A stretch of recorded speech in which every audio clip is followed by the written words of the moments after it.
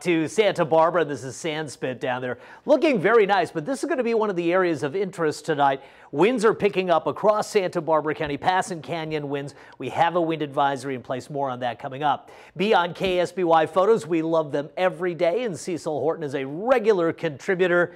You can see this kind of blend of the blue of the sky and the clouds here, along with sort of the desperate brown that we're seeing on some of the hillsides. Well, rain is possible mid-month. Models are liking a return to more unsettled activity, but that's some ways off in the distance here. So the short-term forecast is actually for more offshore and warming conditions. We'll talk about it.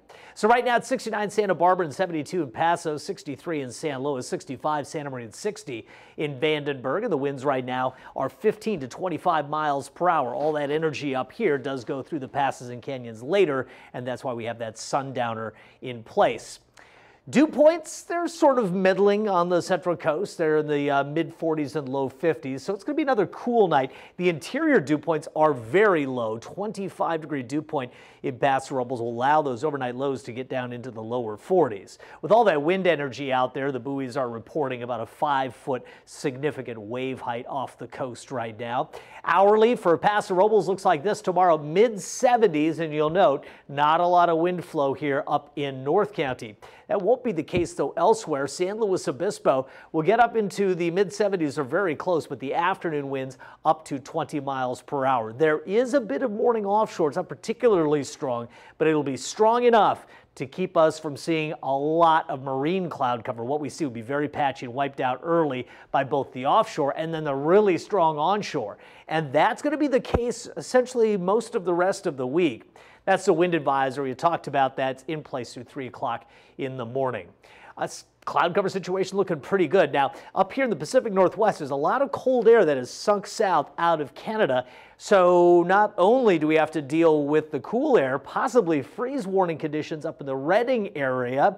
This batch of cloud cover and rain in the Dakotas turning into snow in Manitoba, but also freeze warnings there. So California and North Dakota having similar weather.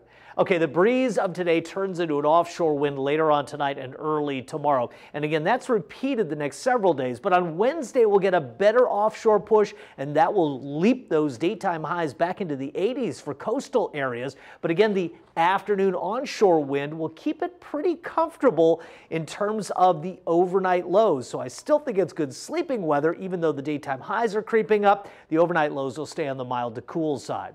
Again, Paso Robles 41 overnight, and then back to 75 tomorrow. Santa Barbara 75, 73. Santa Maria, Santa Ynez Valley temperatures upper 70s.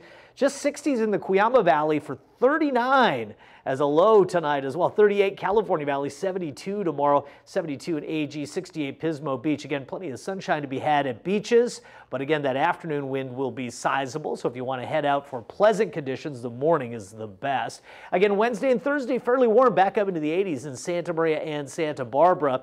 San Luis Obispo, mid-80s possible by Thursday. We're holding those warm temperatures into the weekend. It's going to take a long crawl to get back up to 90 in Paso Robles, but look at all of the overnight lows, 30s and 40s. So even though we have warm daytime highs, the air looks pretty dry and the lows look good.